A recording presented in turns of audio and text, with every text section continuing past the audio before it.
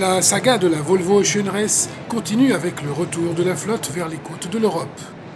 C'est le 16 mai que les VO70 s'élancent de Boston pour la traversée de l'Atlantique. Le public est venu en masse pour assister à un départ baigné par un épais brouillard avec des vents erratiques. 2850 000 devant les étraves pour une petite dizaine de jours de mer. Si cette étape est la plus courte, en revanche, elle fut, lors de la dernière édition, la plus difficile, avec la disparition du second de l'équipage de Sébastien Josse et le naufrage de Movistar, skippé à l'époque par Bao Beking.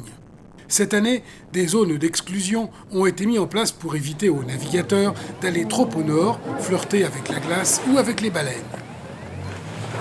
Durant plusieurs heures, la flotte reste au contact, menée par Puma sur lequel des changements sont intervenus. Le Français Sidney Gavinet souhaitant faire un break a débarqué, ainsi que le numéro 1, Jerry Kirby.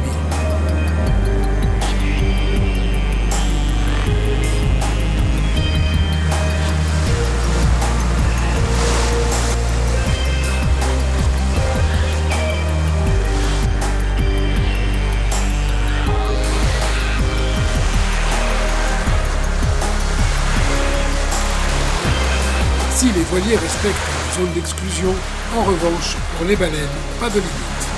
À bord d'Ericsson 3, c'est le choc.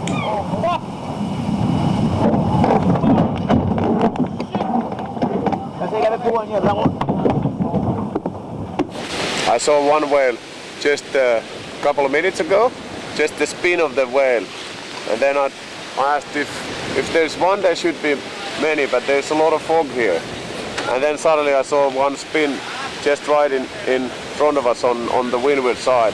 I saw the tail and then I tried to go up a bit, but it was too late.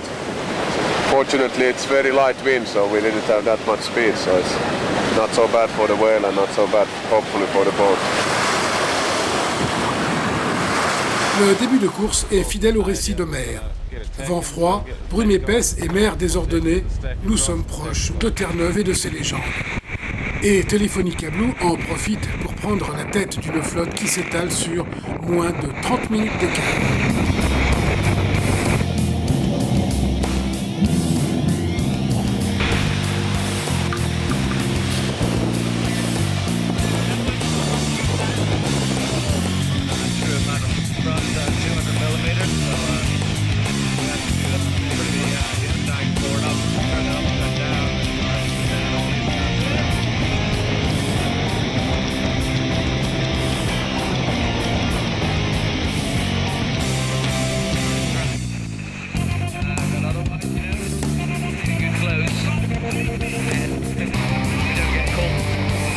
Une fois les zones d'exclusion contournées, c'est à nouveau des vents de secteur ouest-sud-ouest avec des vitesses qui atteignent 25 voire 30 nœuds. Ça va vite, ça va très vite sur l'Atlantique Nord en direction de Galway.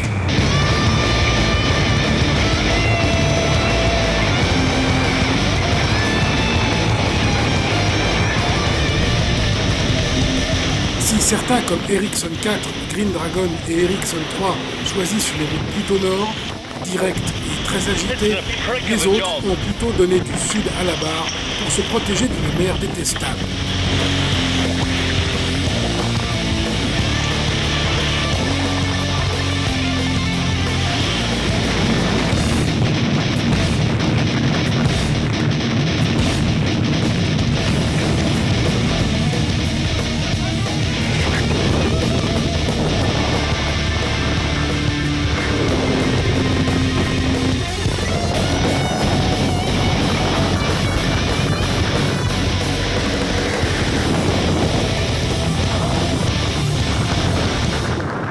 Parmi les petits bobos de chacun, Puma doit remplacer un safran brisé.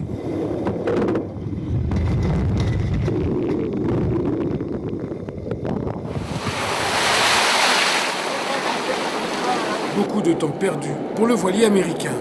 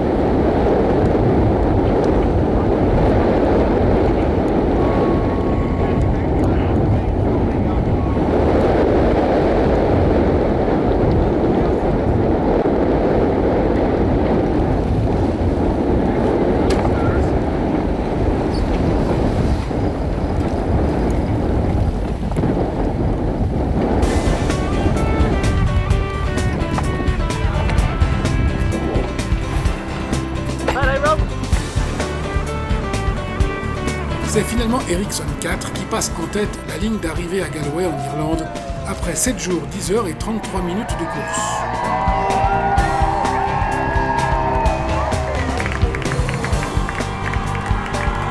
Puma passe en seconde position, un peu plus d'une heure derrière, talonné 12 minutes après par Green Dragon, le VO70 sino-irlandais, local de l'étape, attendu par les fan clubs très nombreux et compacts. 11 minutes après le bateau vert à la tête de Dragon, Telefonica Blue passe la ligne en 4e position et engrange 5 points au classement général. Suivent Delta Lloyd, puis Telefonica Black, et enfin Ericsson 3 qui passe 7h58 derrière Ericsson 4, qui continue de marquer de son leadership cette Volvo Ocean Race avec 92 points au classement général contre 77,5 à Telefonica Blue et 76 pour Puma. Le 30 mai, c'était à Galway le jour de l'Inport Race. Beaucoup de monde sur les quais et rives du port irlandais pour assister aux 2 régates. Si la première manche a vu la victoire de Telefonica Blue, en revanche, après avoir attendu que le vent revienne, c'est Puma qui empoche la victoire dans la 2e manche. Green Dragon, le local de l'étape, arrive 2 fois dernier devant son public. 94 points pour Ericsson 4, 81 pour Telefonica Blue, 80 pour Puma, 62,5 pour Ericsson 3, 53 pour Green Dragon, 39 pour Telefonica Black, 31 pour Delta Lloyd. Voici le palmarès avant le départ de l'étape vers Göteborg qui rapproche un peu plus la flotte de l'arrivée de cette incroyable saga. Si la première place d'Ericsson 4 semble hors d'atteinte, en revanche, rien n'est joué pour la seconde.